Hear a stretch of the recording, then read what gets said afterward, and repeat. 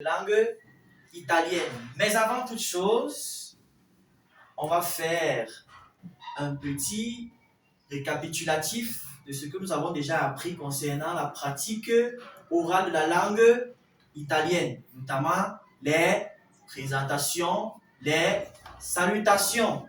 Comment saluer en italien, comment se présenter, comment présenter une autre personne. Et pour cela, on va commencer par une série de questions aboutissant à des réponses allant dans le sens de l'exercice de notre leçon. L'application du savoir acquis. On commence de ce côté. Buongiorno. Buongiorno, Come stai? sto bene, grazie. Come ti chiami? Mi chiamo Rustam, Quanti anni hai? ho 26 anni. Chi è quella ragazza? La ragazza è Gabriela, Abigail. Molto bene. Buongiorno. Buongiorno, Come stai? sto bene, grazie. Come ti chiami? Mi chiamo Abigail. Ad alta voce. Mi chiamo Abigail. Quanti anni hai? Io ho 10 anni. Chi è questo ragazzo? Ragazzo è Rostam. Molto bene. Alors, maintenant chacun va faire cet exercice de manière naturelle. 1.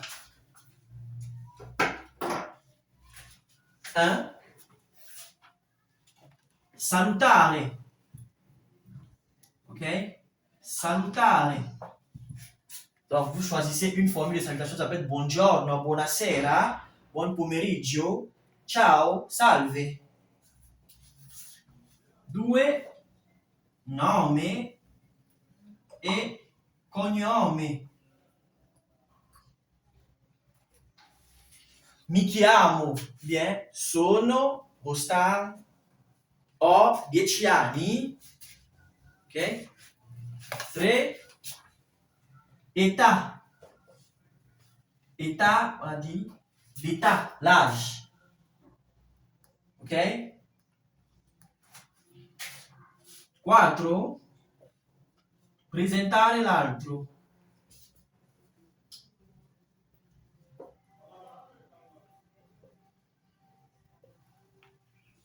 En gros, salutare, buongiorno, nome e cognome, mi chiamo Giorgio Rossi, ho 42 anni, questa è Giorgia, ad esempio. Ok? Vous allez le faire étape par étape et individuellement. On commence avec toi. Buongiorno a tutti, Buongiorno. il mio nome è Rustam, il mio cognome è Fucci. Ho 25 anni. Questa è Abigail. Molto bene. Tocca a te. Salve, Salve. mi chiamo Abigail. Io ho 10 anni. Ecco Rostam. Molto bene, siete bravi. Allora, dopo averlo fatto, passiamo a un altro livello, alla nuova lezione del giorno. L'ultima volta abbiamo parlato degli articoli determinativi, maschili e femminili. Oggi parliamo degli articoli indeterminativi e poi dovrete produrre almeno 2 frasi che usano gli elementi della nuova lezione. Donc, on va commencer aujourd'hui, on va voir les articles indéfinis. Puis, vous devrez produire chacun au moins 2 phrases dans lesquelles on les retrouvera. Ok.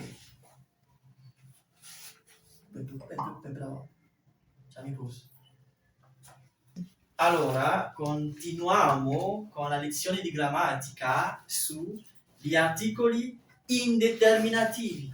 La leçon de grammaire aujourd'hui sera celle sur les articles indéfinis.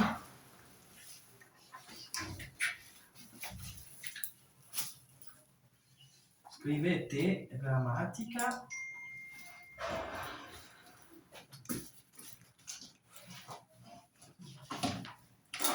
Gli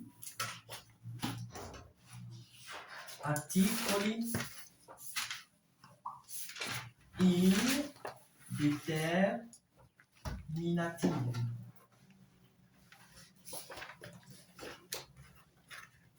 Gli articoli indeterminativi, les articles indéfinis.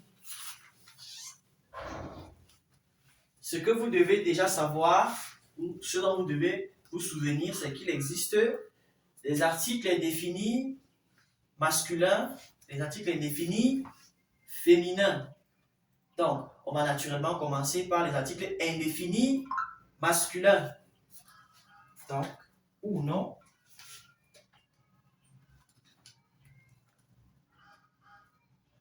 maschili.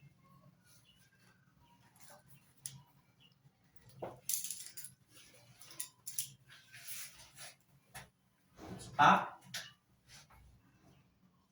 On a un. Un.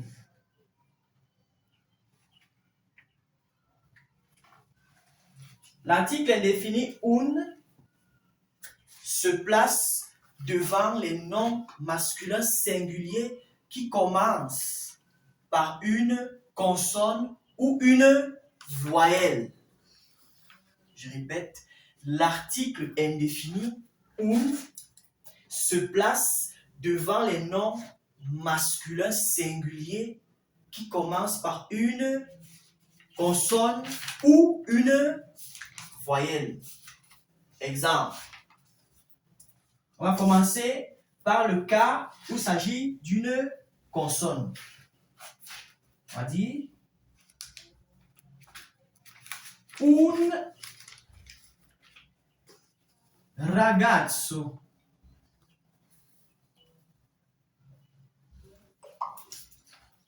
Vous voyez ici, on a une consonne.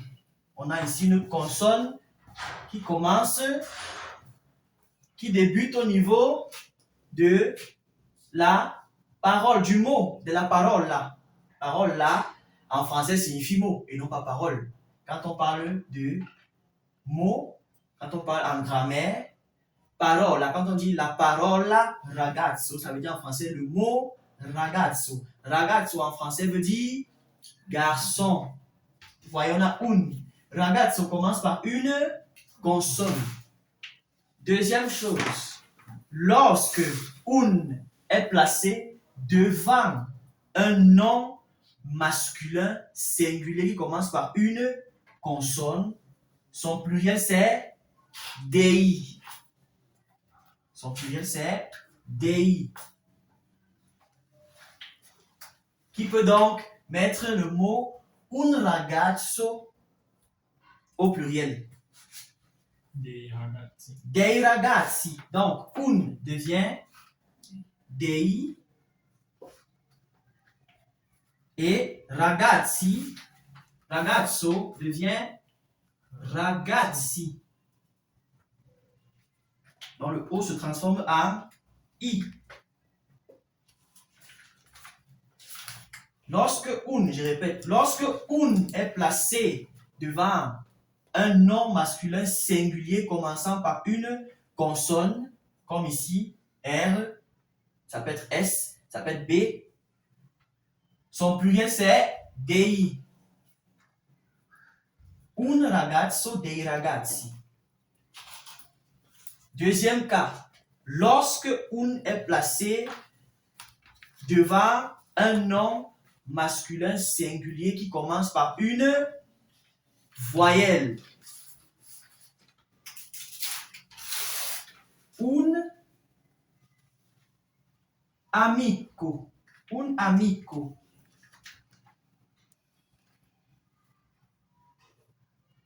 Un amico. Un amico, par exemple.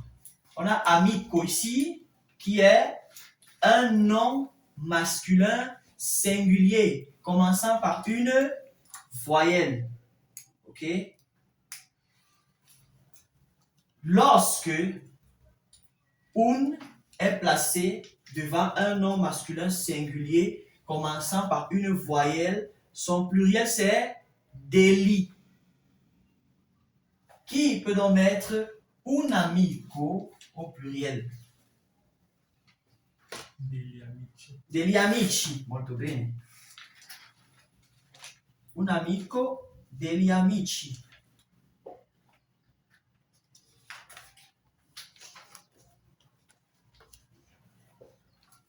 Un amico degli amici. Voyez. Ici, premier cas, un est placé devant un nom masculin singulier commençant par une consonne. Son pluriel c'est dei. Un ragazzo dei ragazzi. Deuxième cas, un est placé devant un nom masculin singulier commençant par une voyelle. Son pluriel c'est degli. Un amico degli amici. Vous avez pris? Pas encore.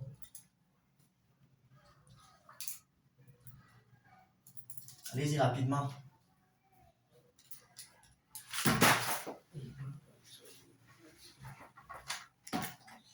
Un. On dit ceci. Un peut se placer soit devant un nom masculin qui commence par une consonne, soit devant un nom masculin singulier qui commence par une voyelle. Donc, tu peux utiliser les deux. Maintenant, c'est au pluriel qu'il y a la différence.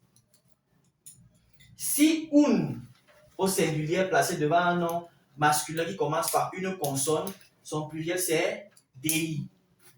Si c'est plutôt devant un nom masculin singulier commençant par une voyelle, son pluriel c'est deli. C'est bon? Voilà. On va effacer et on continue. On passe au petit b. Uno. Petit b, uno.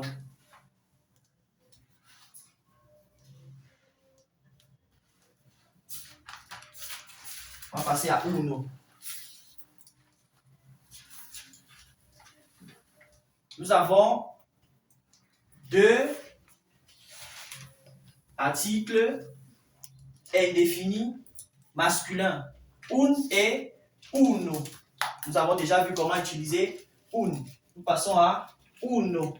Ça, c'est généralement l'interrogation de plusieurs personnes qui se disent, mais je vois un ici et là-bas je vois uno.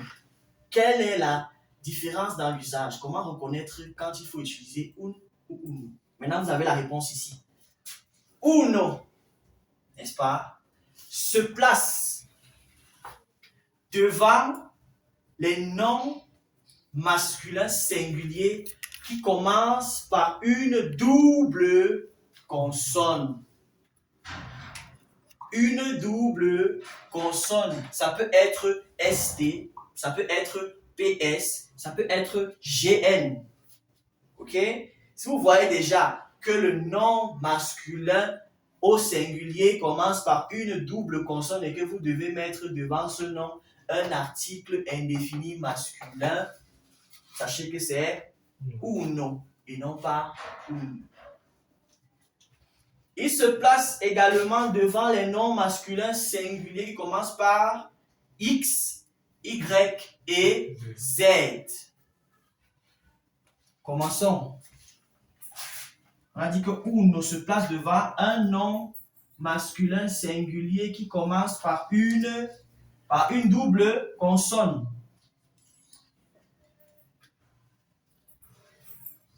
On a studente. double consonne ST. Studente est masculin. Studente est masculin. Donc on met uno. Uno studente.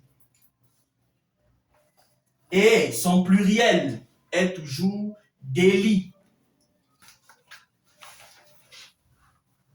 Donc, qui peut mettre uno studente au pluriel?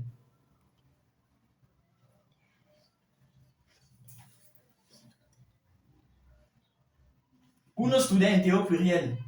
Degli studenti. Degli studenti. Degli studenti.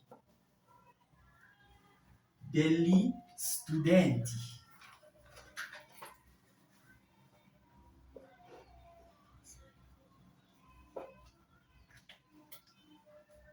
Degli studenti. On a dit uno se place également devant les noms qui commencent, les noms masculins singuliers qui commencent par une Double consonne. double consonne X, YZ. YZ. Très bien. On a également uno xylofono. Uno xylofono. On va mettre le noir ici maintenant. La différence. Uno xylofono.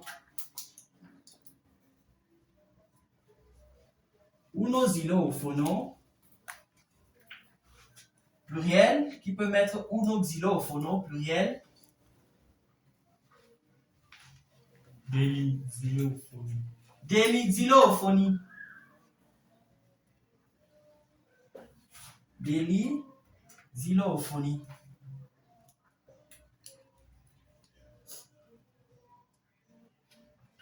Degli xylofoni. X, Y.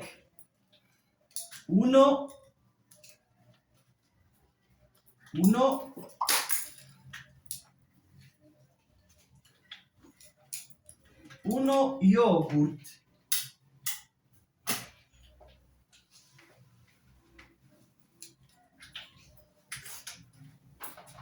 Qui peut transformer au pluriel maintenant? Uno yogurt. Degli yogurt.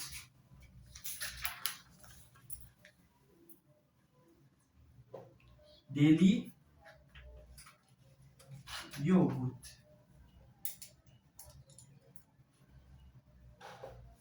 Vous vous demandez certainement pourquoi yogurt ne change pas. Yogurt ne change pas tout simplement parce que c'est un mot d'origine étrangère. Tous les mots d'origine étrangère sont invariables en italien. Ils fonctionnent normalement, mais au niveau de leur structure, ils sont invariables. Maintenant, Z.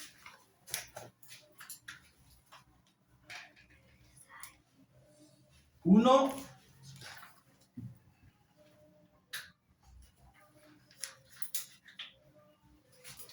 zaino.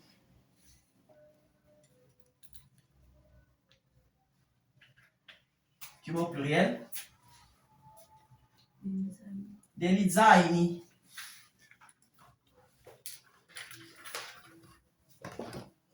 Degli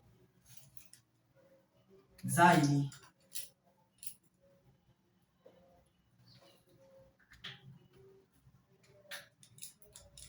Voilà.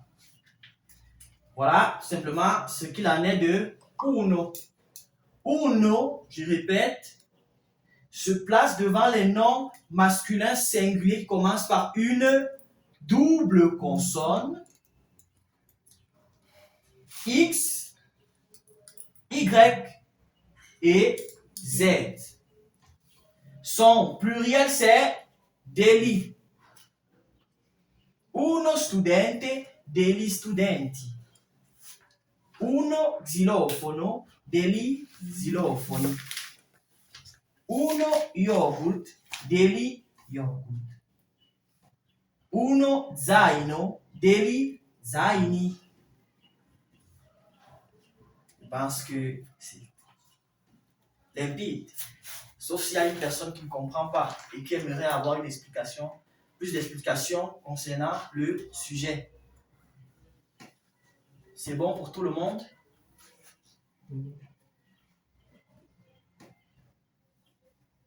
Ok.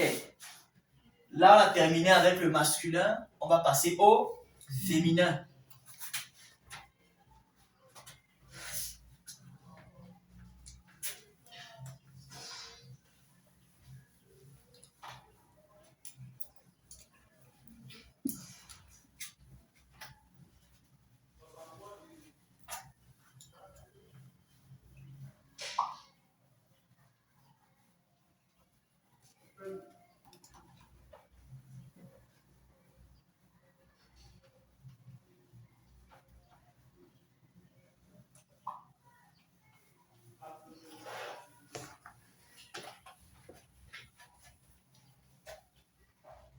Donc, de doué,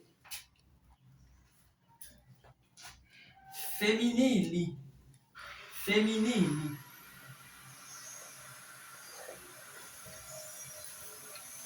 Féminili. Ici, ce qu'il faut savoir, premièrement, c'est que au féminin, il existe deux articles indéfinis. En réalité, c'est un seul. Mais bon, on va vous dire deux. On a tout d'abord una. On a una.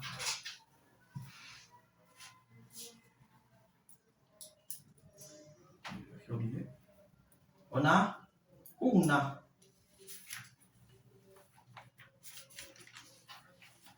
Una.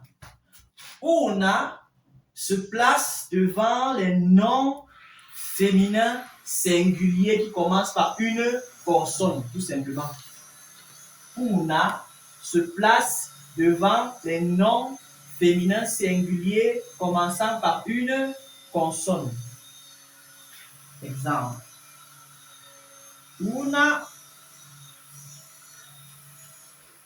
ragazza.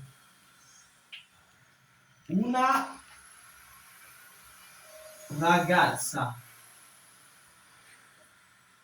Ragazza signifie fille en français.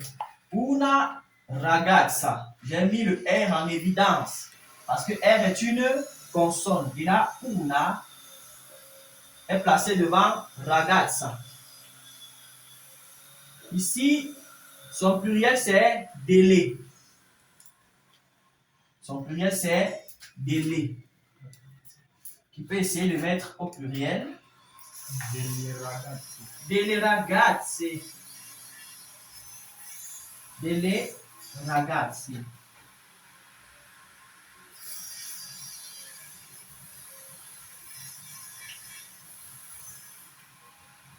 Delle ragazze. On peut encore avoir davantage d'exemples. On a dit una se place devant les noms féminins singuliers commençant par une consonne. Una classe.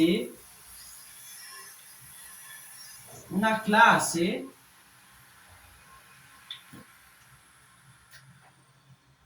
Una classe. Je peux mettre au pluriel.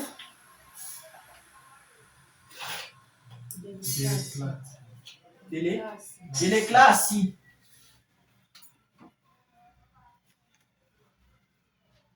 Delle classi.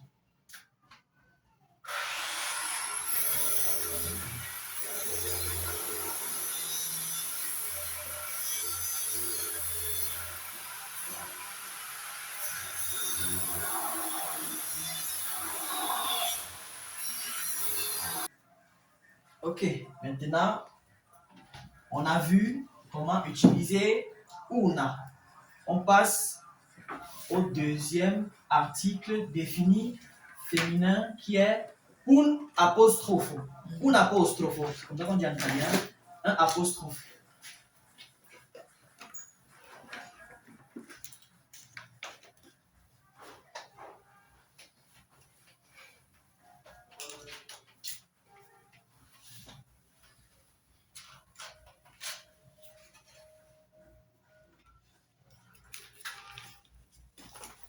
B. Un apostrofo. Un apostrofo.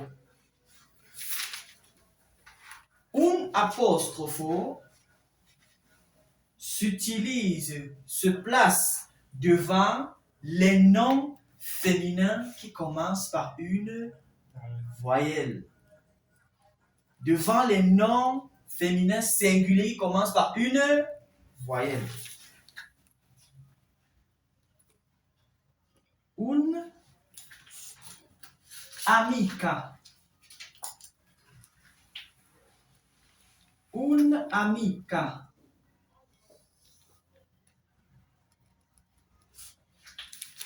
Voyez, un. J'ai mis A en évidence. Amica est un nom féminin qui est au singulier. Un amica. Un amica. Le pluriel de un, si c'est également délai. Donc, pluriel, délai, amique.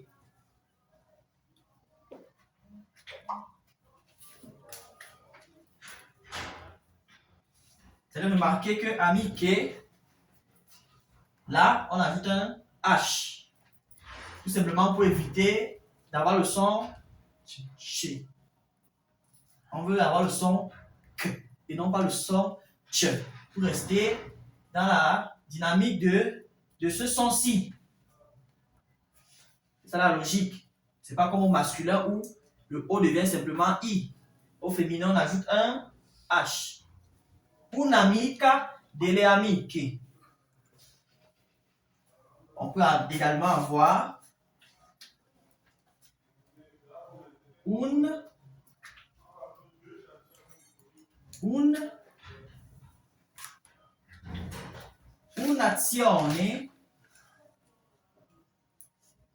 un'azione qui peut mettre ça au pluriel. Un'azione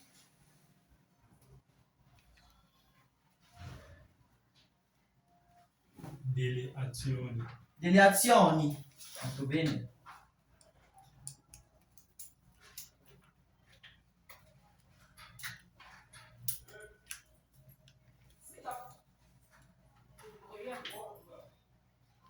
Delle azioni.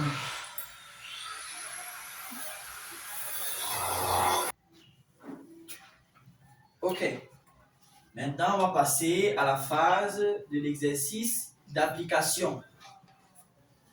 Je vais mettre l'exercice au tableau et vous allez le faire, puis on va corriger.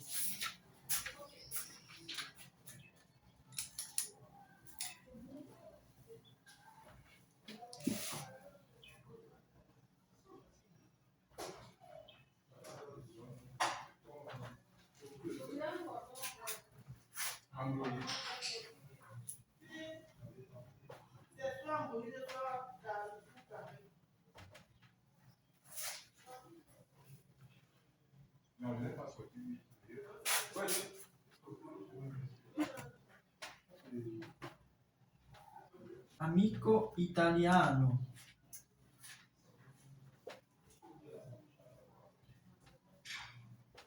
Ragazza francese.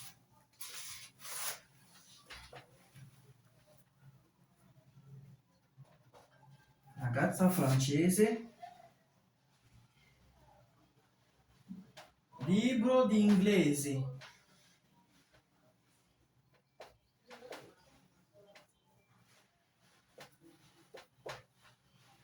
Libro di inglese.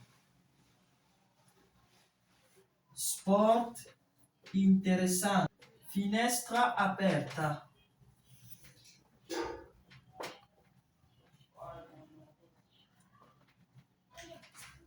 Finestra aperta. Amica gentile.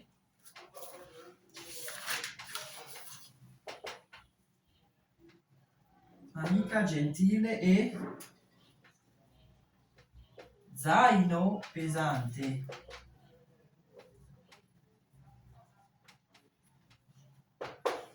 Donc, on a 8 en tout.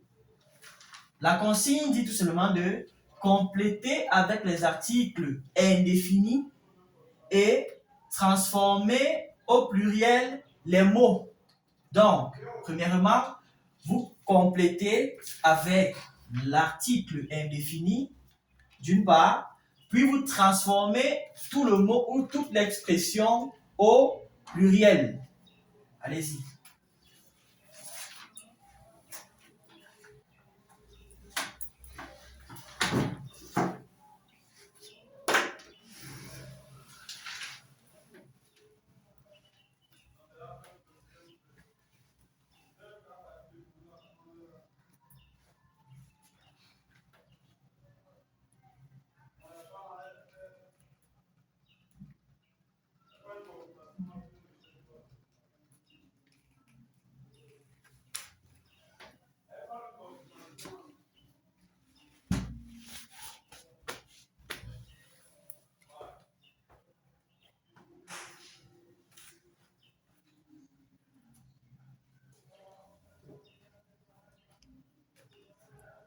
Au premier, on a amico, amico italiano, amico italiano. Ici, ragazza, ragazza francese,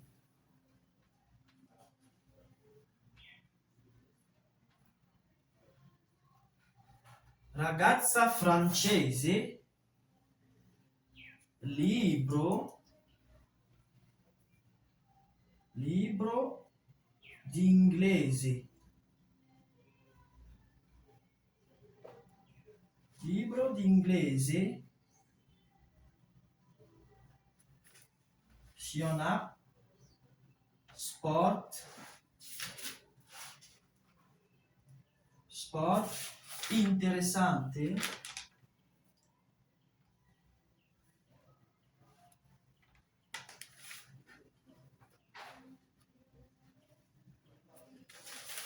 sport interessante, problema,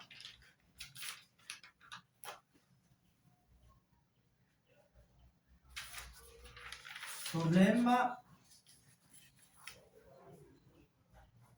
importante.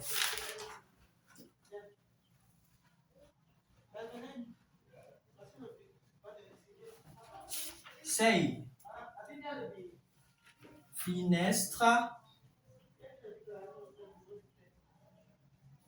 finestra aperta.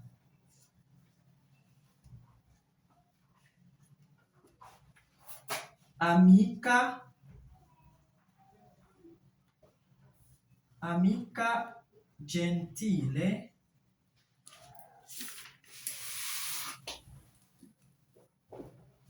E zaino pesante.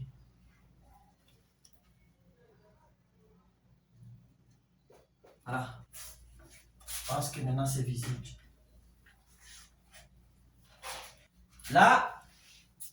Là, ce sont des exercices d'application. On vient juste de voir comment utiliser les articles indéfinis. Il s'agit pour vous maintenant de compléter dans un premier temps avec l'article indéfini correspondant, puis vous transformez le tout au pluriel.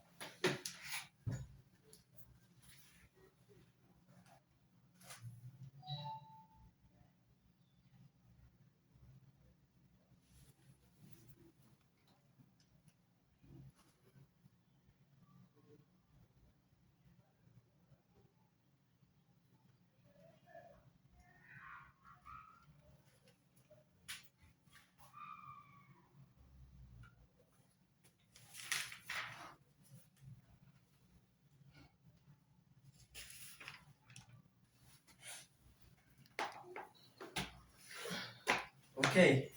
Maintenant, on passe à la phase de correction de l'exercice. On va voir qui a compris et qui a besoin de plus d'explications. On commence ici au 1. Ici, on doit mettre un amico italiano. Un amico italiano. Le pluriel, ça devient degli amici italiani. Degli amici italiani. Bon, je vais effacer en haut. On va essayer de mettre ça.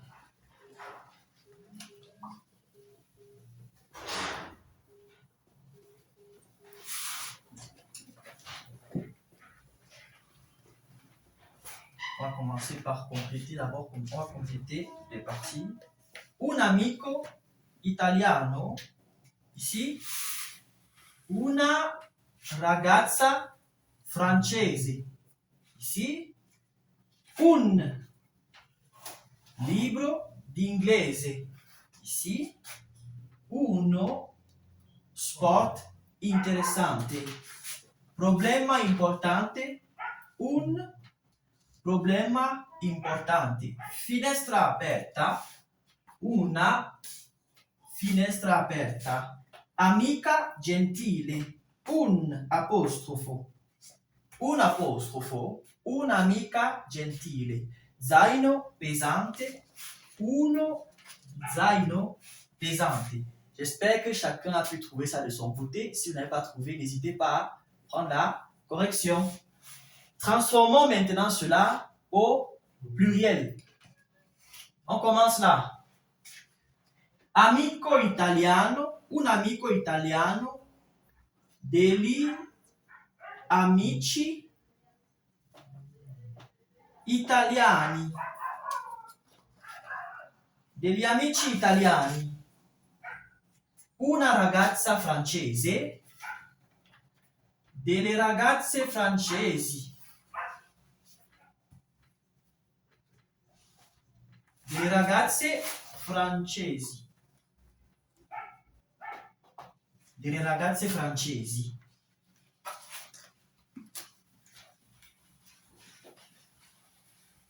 Vu qu'on a déjà la version pluriel. Un libro di inglese, dei libri di inglese.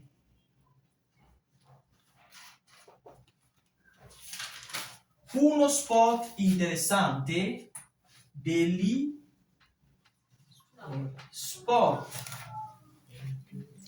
interessante. Interessanti, degli sport interessanti. Sport, ici, ne change pas parce qu'il est un mot d'origine étrangère, comme on a vu yogourt tout à l'heure. Sport est un mot d'origine étrangère. Donc, degli sport interessanti. Au fur et à mesure.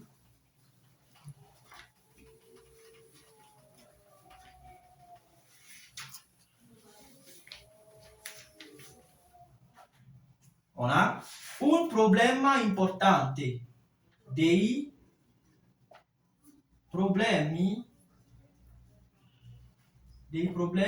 importanti.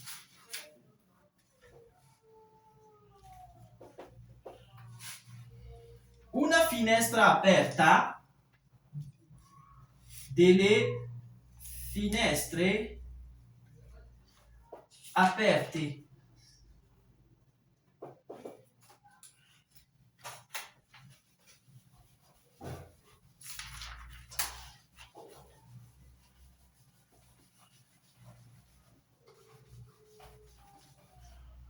Ok. Un'amica gentile, delle amiche gentili. uno zaino pesante, degli zaini pesanti. Voilà. Voilà toute la correction. N'hésitez pas à prendre la correction.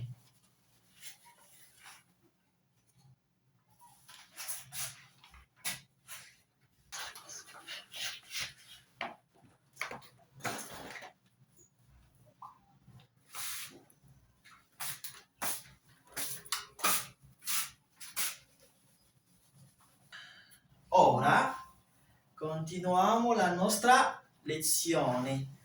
Continuons notre leçon. Cette fois, on quitte la grammaire, on va dans la communication qui a trait à l'aspect pratique de la langue italienne. Donc, la pratique orale. Il faut bien apprendre la grammaire, mais la grammaire doit venir compléter l'aspect pratique, améliorer notre façon de s'exprimer. Ok, on va faire la comunicazione. Comunicazione.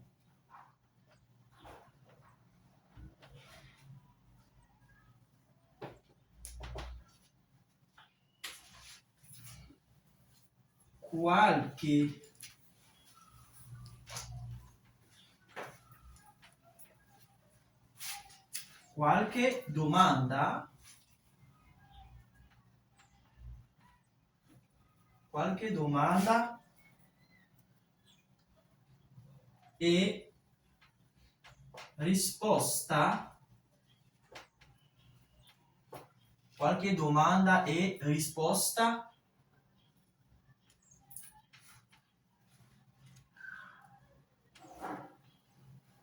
Quotidiane. Ici, quelques questions et réponses quotidiennes. Quelques questions et réponses quotidiennes. Là, ces quelques questions sont ce qu'on peut vous poser en général et auxquelles vous pouvez être amené à répondre pour compléter un dialogue de base. Ici, on est encore à la base, mais lorsqu'on évoluera, on ira dans un dialogue plus ou moins avancé. On a d'abord la question, on peut avoir la question relative à l'orientation. On peut avoir la question relative à l'origine. On peut avoir la question relative à la provenance. On peut avoir la question relative à la durée. On peut également avoir une question relative à la profession. Si on demande par exemple, cosa fai nella vita? Studi o lavori? Que fais-tu dans la vie? Tu étudies ou bien tu travailles? Selon la situation que vous aurez à ce moment, si vous serez étudiant, io studio. Si vous serez travailleur, io lavoro. Ok? On va commencer par...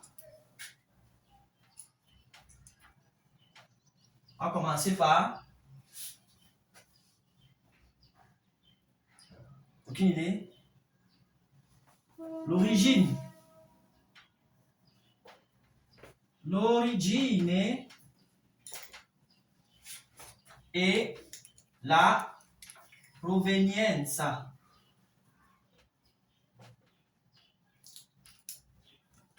L'origine et la provenienza. L'origine et la provenance. L'origine et la provenance.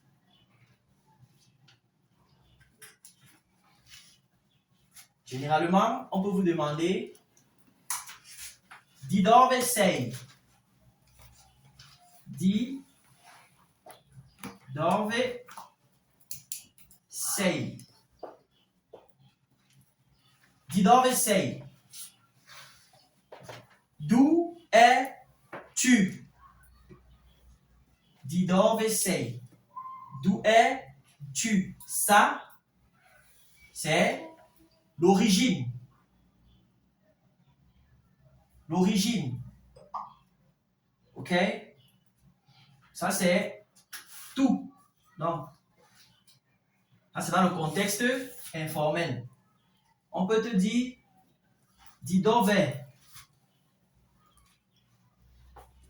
Si on s'adresse directement à toi, di dove.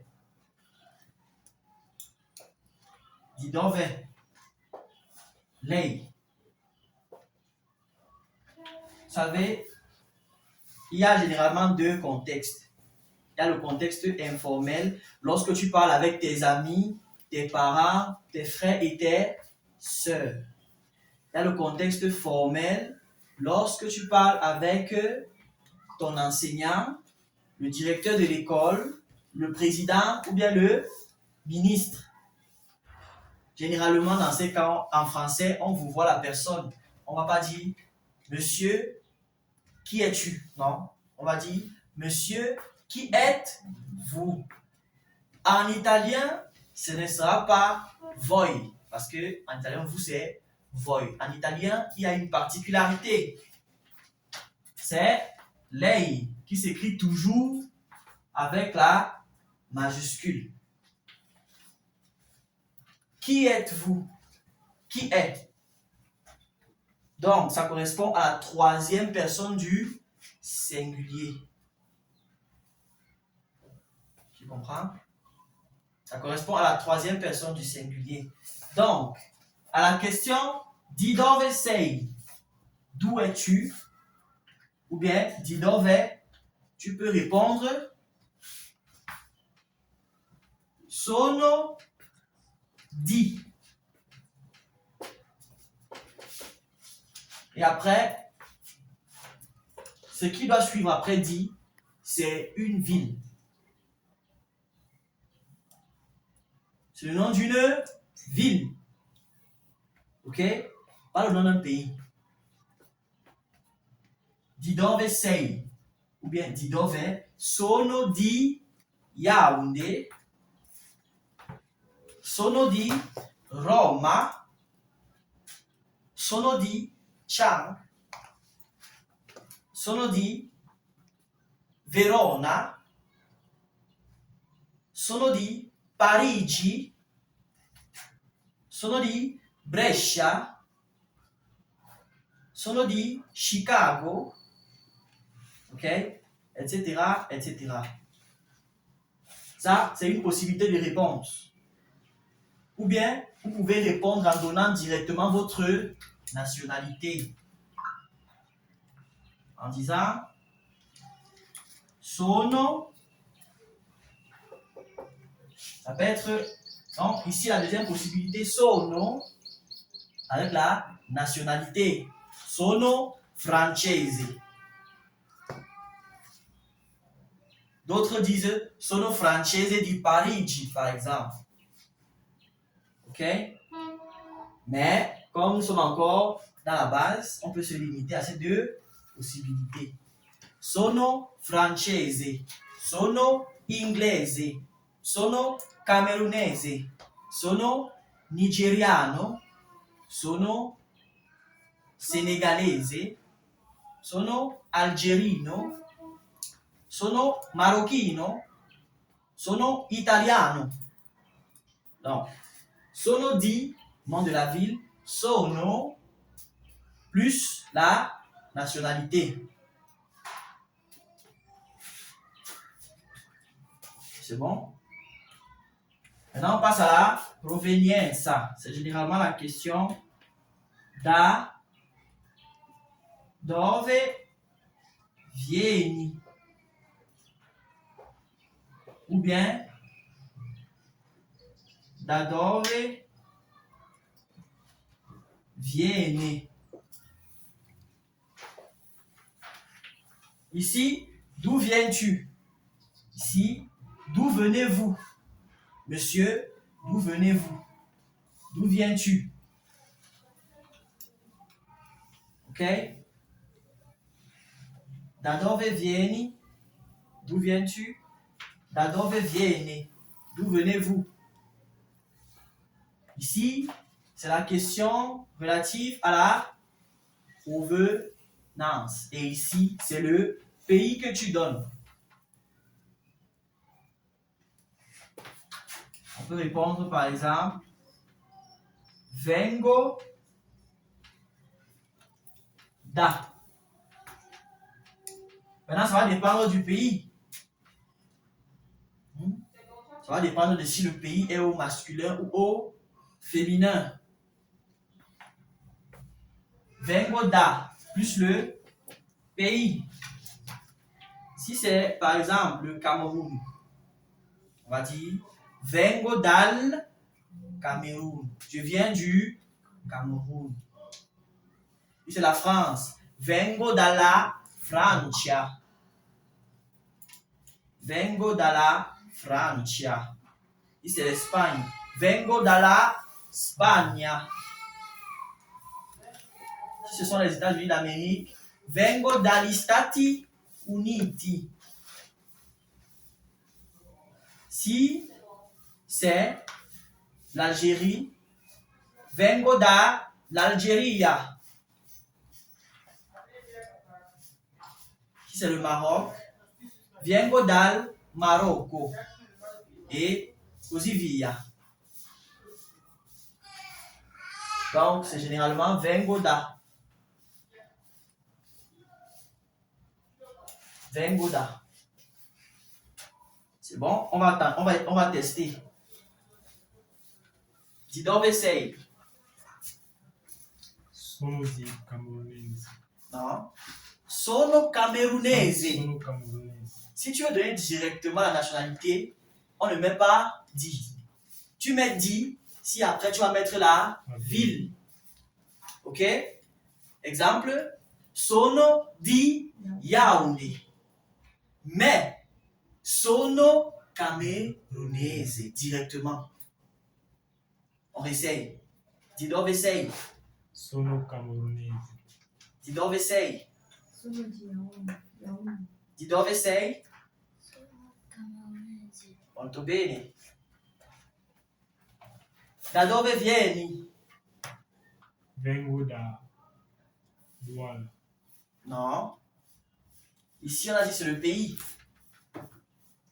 Vengo da Cameroun. Dal. Vengo dal Cameroun. Si. Vengo dal Camerun. Vengo dalla Francia. Vengo dalla Francia. Molto bene. C'est vrai qu'on peut mettre la ville, mais généralement, ici, sachez que ça a généralement trait au pays.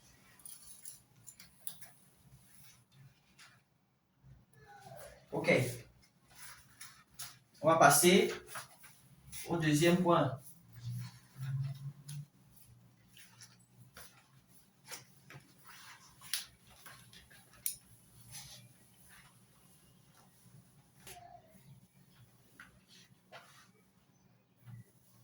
La durata, la durée. La durata, la durée. On va dire, par exemple, da quanto tempo? Da quanto tempo studi l'italiano?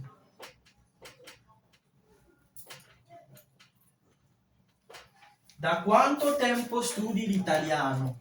Depuis combien de temps étudies-tu l'italien?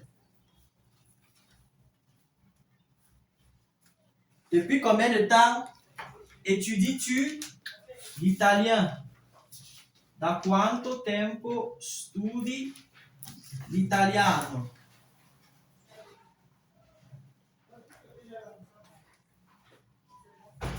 Da quanto tempo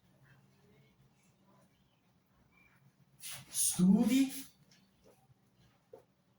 Da quanto tempo studi l'italiano.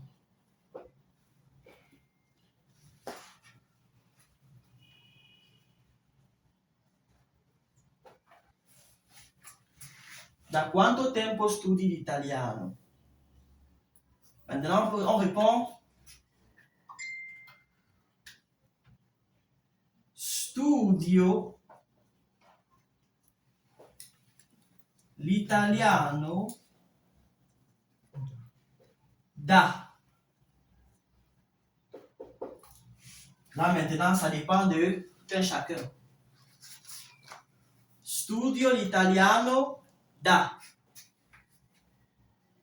J'apprends l'italien depuis 2 jours, 1 mois, 1 année, 1 semaine, 2 heures.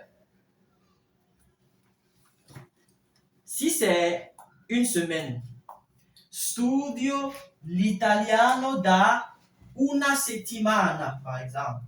Studio l'italiano da una settimana. J'étudie l'italien depuis 1 semaine. J'étudie l'italien depuis 1 semaine. OK? Si c'est 1 mois,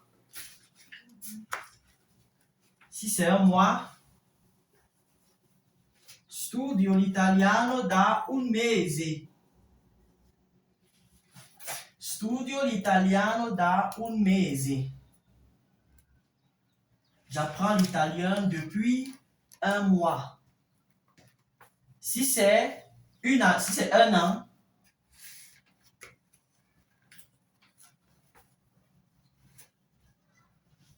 studio l'italiano da un anno.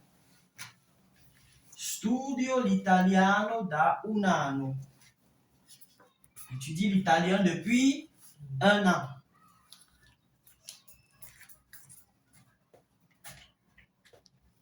On va essayer. Da quanto tempo studi l'italiano? Studio l'italiano da 2 mesi. Da quanto tempo studi l'italiano? Studio l'italiano da Da una settimana. Da una settimana. Tu as recopié ça? Lis dans ce que tu as écrit. Studio l'italiano da una settimana. Da quanto tempo studi l'italiano?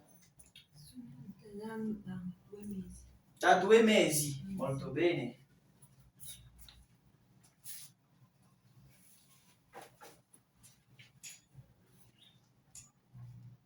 Troisième et dernière partie pour ce cours.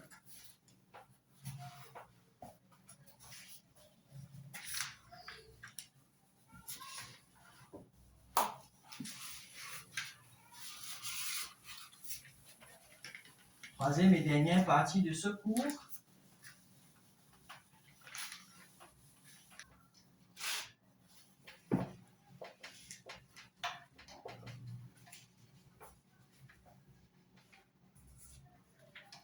Généralement, vous allez voir cette question à trait A.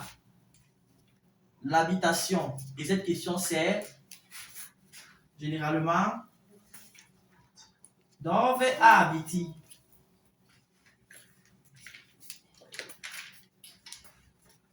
Ou bien dove abita?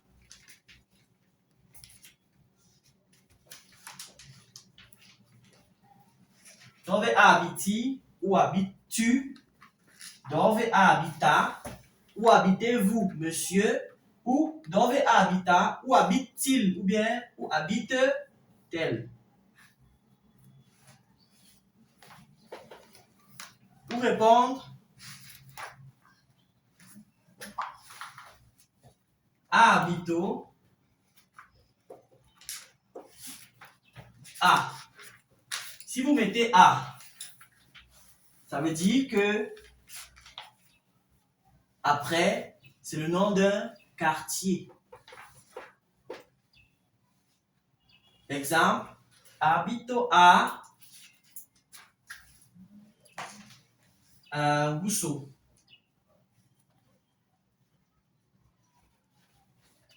Abito a Gusso.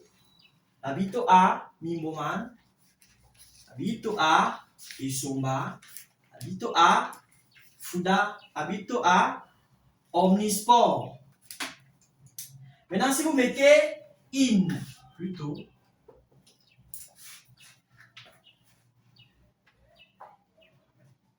ce qui doit suivre, c'est soit le nom d'une rue italienne généralement, ok, soit le nom d'une région, soit le nom d'un pays. Ad esempio, abito in Italia. In Italia. Ou bien in Emilia Romagna. Emilia Romagna. Ou encore in Via delle Conciliazioni.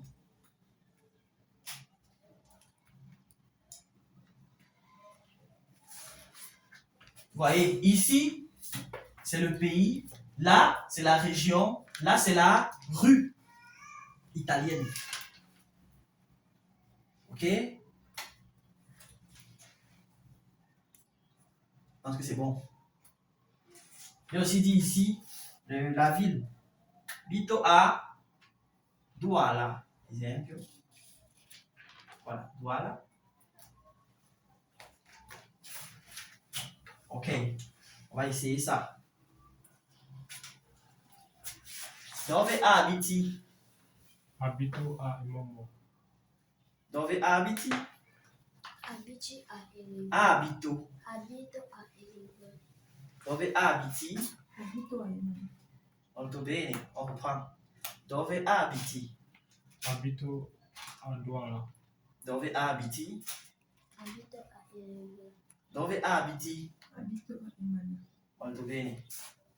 Allora, sarà tutto per oggi. Ci vediamo alla prossima lezione.